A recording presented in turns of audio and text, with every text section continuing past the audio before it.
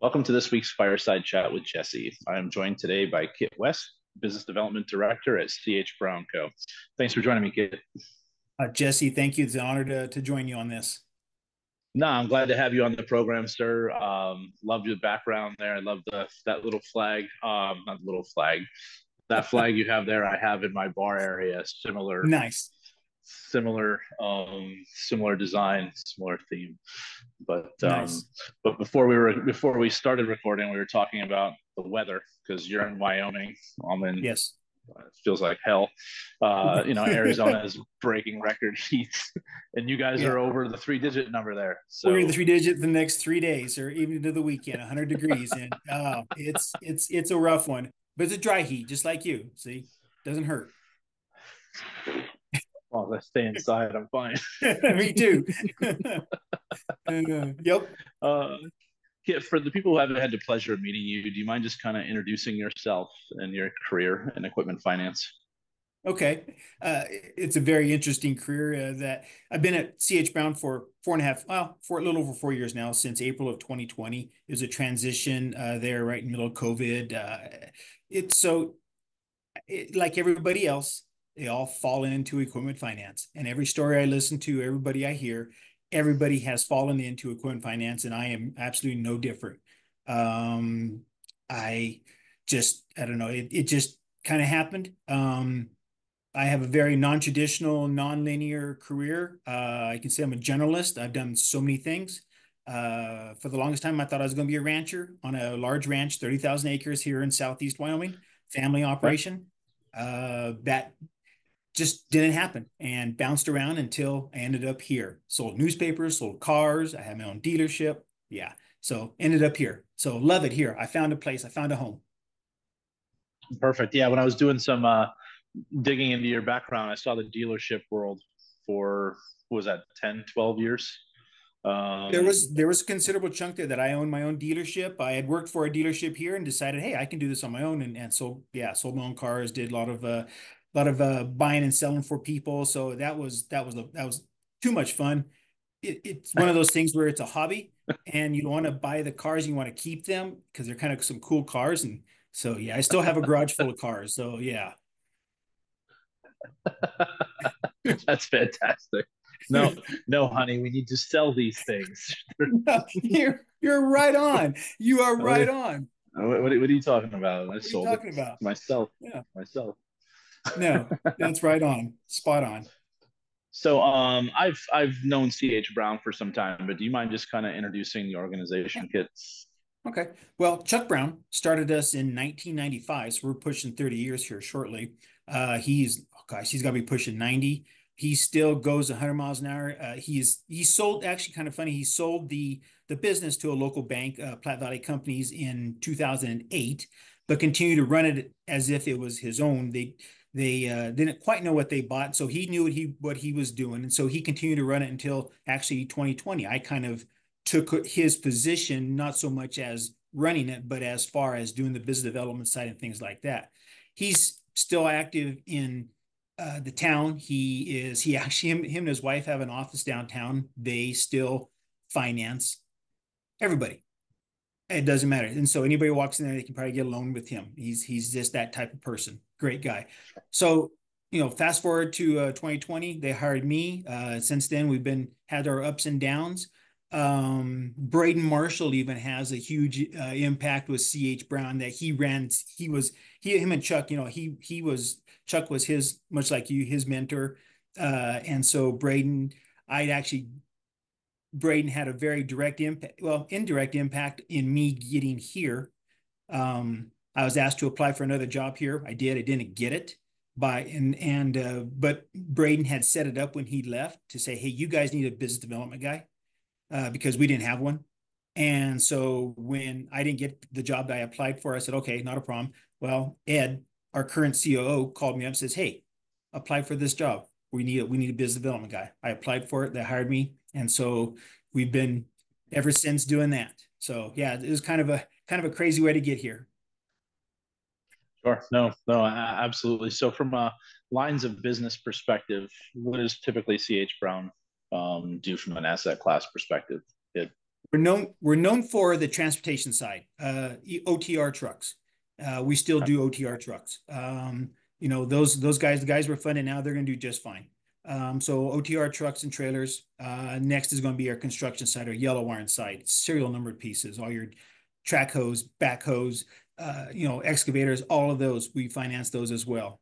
2 years ago, we jumped into aircraft. Both I and our CEO, Ed Meyer, have private license. So we said, hey, let's start financing aircraft. So we found a niche under $700,000 small planes. Not very many guys, the guys that finance aircraft, they won't even look at if it's under $1 million. I mean, 2 million, 3 million, 4, 20 million. That's what they want to do. Nobody wants to do these under 700,000. So business purpose aircraft, and we found a huge niche there. And many, many brokers were building our broker. In fact, I'll be in Oshkosh in 2 weeks for the fly-in over there to just go meet with a bunch of our brokers there, which would be kind of cool. It's a group of people I don't know because I know the ACFB, I know NIFA well. I'm heavily involved in both of those, and so this is kind of cool. Good to meet up with their other brokers. Sure. No, that's a neat. I didn't know you guys were in that niche, but that's a perfect segment because to your point, you hear people doing aircraft, you're just like, oh, those are definitely north of 7 figures and multis. Oh yeah. So multis. Oh yeah. Nope. And so from a transportation perspective, like how are you seeing the market shift for you guys? Of course, anything we funded 2022 or early 2023, those guys are having problems. Although our default rate is far below average. We have a very good client services team. They do a great job of keeping them in the loan, keeping them in their truck, keeping them going. So our default rate is super low. So the people, like I said, we're funding now in the transportation, they're going to do just fine. They understand. They've gone through cycles like this already, just 2 in the last 5-6 years. They know how to do this. So those guys are going to do just fine. And right now it's going to be stagnant the rest of the year, most likely. Nothing's going to, unless we have some other upheaval, whatever that looks like, that we can't control. Sure. But otherwise, it's going to be business as usual. We're going to continue to do it. We're not stopping. Our bank is very supportive. They like what we do. So, and so we just keep going. No, I mean, that's fantastic. I mean, obviously things are cyclical, especially when it comes to transportation.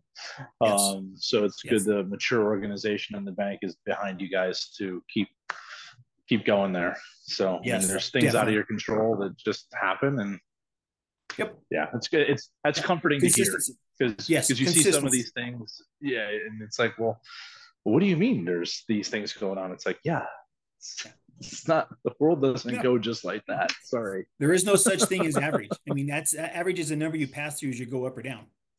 Sure. No, spot on. And then from an office perspective, you guys are in Wyoming. Do you guys have any offices throughout the country or remote people? We do not. Our bank is located in Scottsbluff, Nebraska. They have 23 locations, brick and mortar locations across Wyoming, Nebraska, and Colorado. We have an office completely separate from the bank. We have 23 people in the office itself. So, we have anywhere from insurance to our titles, we have 2 people in titles. That's a huge thing. To our documentation, to our funding, client services that has 5 people that take care of everything. We have 5 underwriters. And then we have myself and Ed Meyer and Mark Burkle and Janie Martinez and Jan Schmitzer, who are the management team here. And so each one of us, we all come from a diverse background, and we bring it here, and Ed does a very good job of keeping us going. It's fantastic. I like it's refreshing to see people just always in an office. As much as I'm a believer of, if there's a good talent out there and the talent doesn't want to move, as long as on the sales side, that you can probably get away with that. But from a company culture perspective, I'm sure there's even stronger relationships there inside those walls. Yes, most definitely. So, Kit, you mentioned NIFA and AACFB. Mind just kind of talking about those associations in a little bit further detail and kind of what they've meant to your career and what they've meant to CH Brown from a networking perspective? Right. So I'm a big people person. I love to get in front of people and talk to people. And I think my first AACFB meeting was in Nashville during COVID. I think is when we had it in 20. I'm trying to remember if we. I'm sure we did. One year we didn't do it. I don't remember if it's, anyway. That was my first one, and everybody else in our office was sick or something, and they said, "Well, I'm still going to go." So I met I met Bud Callahan. I met RJ at one of these deals, and me and him hit it off big. So those folks right there, those two names, they just I talk to RJ a lot, and he is like you. I look at him as a mentor. I look at him as somebody I can look up to, and we share a lot of ideas, and so it's kind of cool.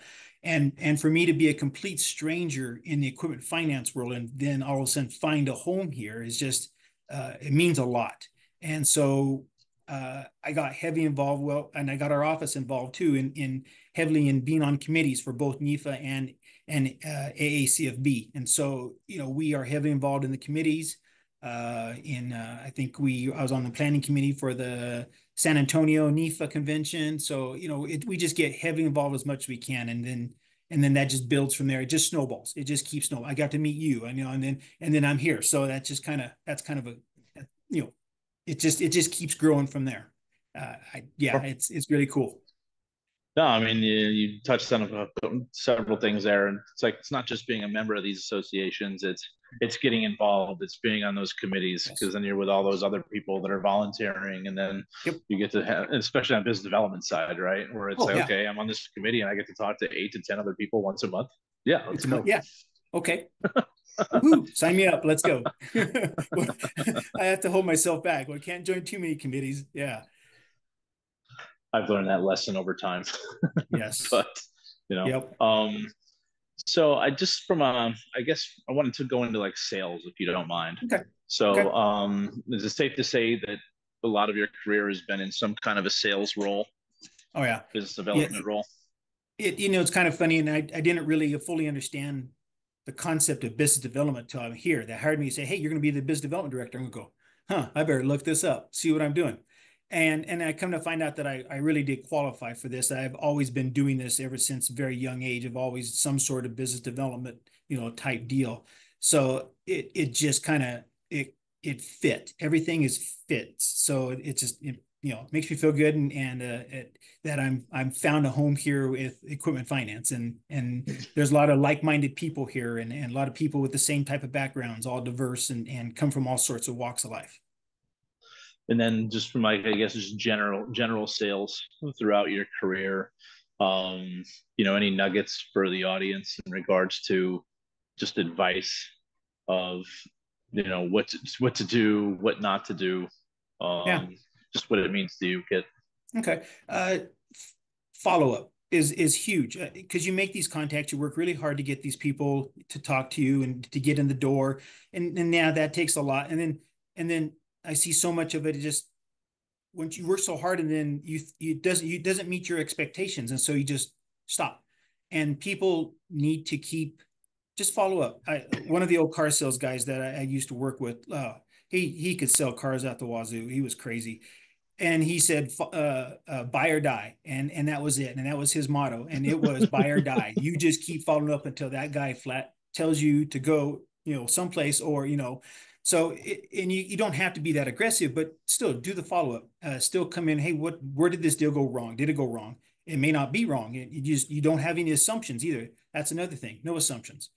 You walk into a deal, you can't assume it's going to go good or bad. You just go through the process. You listen to the people. You ask good questions, and you just sit back and listen and just shut up. Just let them talk, because they will tell you exactly what they want, and then you develop it. Is best development. You develop what that person needs, and you custom build it, and they'll be very thankful for everything, all the effort you put into it. So yeah, no assumptions and follow up.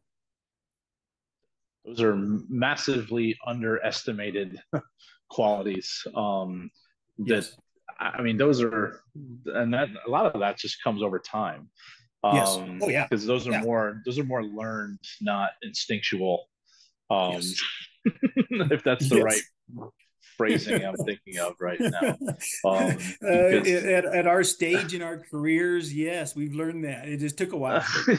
Right, where it's like you sit there and it's like your companies that you work for invest all this money in you to send you places to do that, and you have these great conversations, and if you don't send a quick email, and if you don't do it extremely. It's not like it's a dating game No, where they're gonna who reaches out first loses. exactly. No, it's not. No, first guy, he does not lose. No, no. Yeah. So so yeah, no, those are great points, Kit. So thank you Yeah. for sharing that. And then on the assumption piece, there's so many people that will sit there and be like, yeah, I don't think that's really going to be much. And then Right. come to find out, It was huge. or even if it wasn't, you never know. You never know The where that next one. person's going to end up next. Right. The next one, next deal that comes in the door, just because if you didn't assume and you worked the other one and it didn't go through, the next deal, just go to the next deal and they'll work. Sure. Sure. So you've been in the industry for a little over 4 years. Correct. Just general thoughts on equipment finance. Do you wish you, obviously, I'm sure you wish you found the industry sooner, but Yes, just what are your general thoughts on the industry, Kit? I think it's kind of funny you brought that up because I actually were having some thoughts here just not long ago about what if changes, what would you have done different back in the day, and then I go, no, I would not have changed anything. Where I'm at, I'm very, very happy. I have a great family, a great wife. My kids are grown and they are being successful. And I if I knew more about the equipment finance back earlier, maybe a couple years, that I'd still be probably about the same spot. So everything I have done in my life, as far as my career goes, has led me to here. So I am so grateful for that. And so, since I'm here, I'm going to take full advantage of everything I can possibly learn and get from people like you and RJ and everybody in the industry and really just soak it all in. And that's another thing. You question about what would you say, and that's something about never stop learning. I can honestly say that has saved my butt. Never stop learning. I learned how to program HTML back in the early 90s or late 90s and I built websites in 2000s and that pivoted to more and more and more to where I can sit there and help people here in the office working on our website and go, hey, do this and this makes it easy. Oh, wow, I didn't know that. And so just all those things. I'm an extreme generalist, and so I can put a lot of input into a lot of different things. And sometimes it's right. Sometimes I do an 80-20. 20%'s wrong, 80%'s right. So yeah, somewhere in there. It's never a wrong. It's no, it's developing. Adapt and learn, and don't do the wrong stuff again. it goes right to business developing. You're developing it. You're figuring it out. So yeah. Sure. Same page.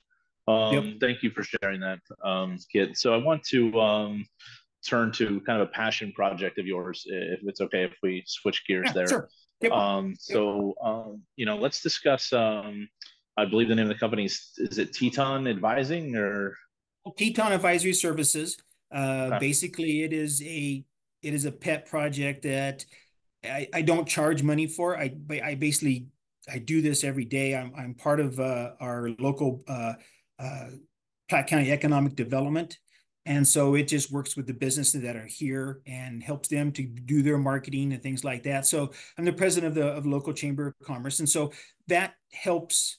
I just kind of use that they can use that as a incentive in their packages. Say, hey, Kit will come in and do business development with you, do some marketing with you, and help you out on general. And so it just kind of gives them an out to generate more people's interest in the chamber. And so, yeah, I just talk to people again, go and help people with their businesses, ask them some questions, and they will, spit it out there and kind of go, well, you said it already. You got the answers in there. So let's look at this and this and this. And they kind of go, oh, yeah. Now they start putting the dots together and it comes out. So it's just kind of a pet project that, I have a website. Of course, I have lots of websites. I'll play with all sorts of things, but it's just one of those things that said, hey, I'm just going to create it. It's a Wyoming-based deal with the Teton Mountains here in Wyoming.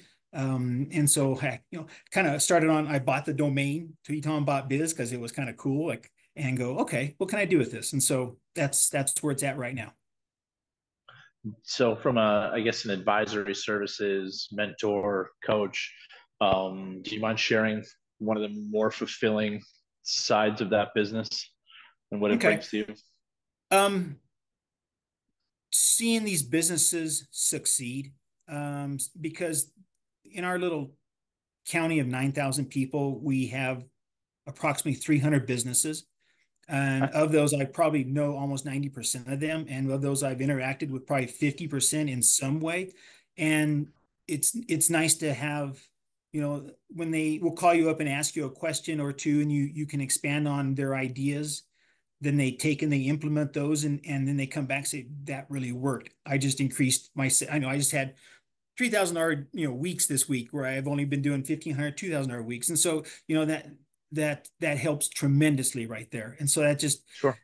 makes me feel good. On what I do here as the business development guy, I consider them my brokers. I talk with these guys every day. I'm trying to help them with their business as well. Some will call me with questions about their marketing, or what they're having issues with, and trying to find leads, especially now. Right now is a very hard time for the brokers, because the leads are just driving, especially the one-man shops where it's one guy trying to do everything.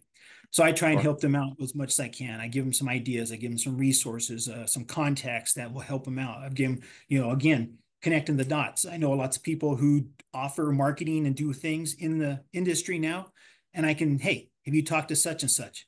These guys, he might be able to help you find leads. And so there's been several I've helped on both ends, on the people who offer the marketing and the brokers who need it. And so it's a win-win for everybody. Perfect. Thank you for that, kid. Thank you.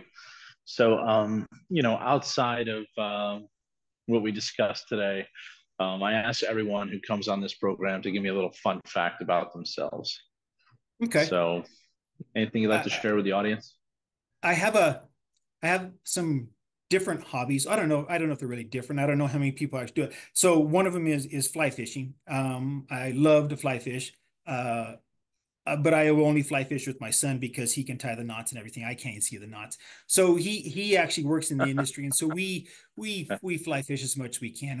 And so we have a ball. He has a boat, and we go floating down the Gunnison River in Colorado, and down the Colorado and stuff. So I just love to fly fish. Another one is billiards. I'm an avid pool player. Been playing all my life. Really got serious again here in the last 3 years, and been going to tournaments, won some tournaments on a team. We've won several tournaments here out of our little town, and play on leagues. So, if anybody ever wants to have a good game of pool when we're at one of the association meetings, let's meet up. Love to. Sure. Yeah. I'll take you up on that for sure. Okay. Yeah. Do that in New Orleans. There you go. We'll go find a bar.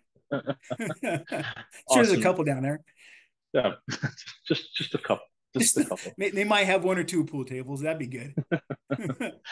So Kit, at the end of the day, why should someone want to do business with Kit West and CH Brown?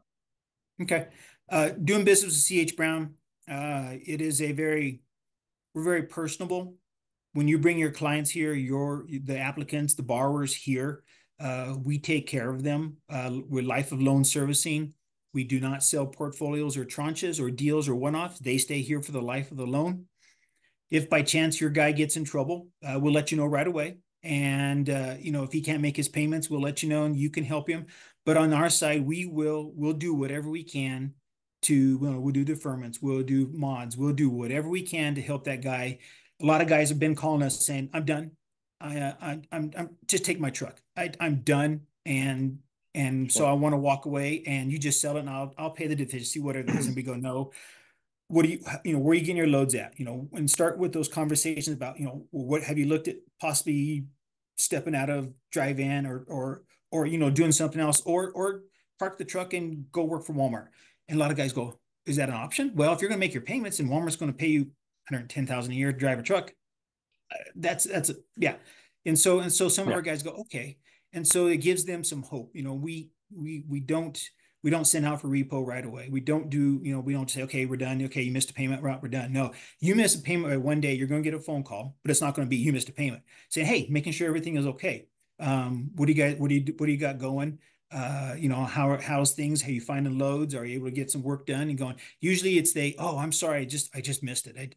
My ACH, I didn't make my deposit," whatever that is, and it's paid the next day. So when we call that same next day, but it's not to hammer you make your payment. No, it's, what's wrong? What do you guys got going on? Where are you at? And so, and then our brokers, I will help you whatever way possible to make sure if you're successful, we'll be successful. We don't have a direct sales team. I'm the direct sales team here, and all my brokers are my salespeople, because we do not take direct apps. We don't take deals from other funders, things like that. Everybody, if it's the brokers that drive the business, and those guys, that they have to be taken care of. And so that's what we do here, is we take care of our brokers. Perfect, Kit.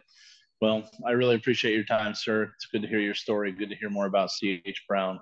Look forward to seeing you. I think by the time this airs, we'll be 4 weeks away. 4 weeks away. Yes. In New Orleans. So yes, yeah, looking forward to that. No, very good. Awesome. All right. Well, thanks for your time, Kit. We'll talk soon, sir. All right.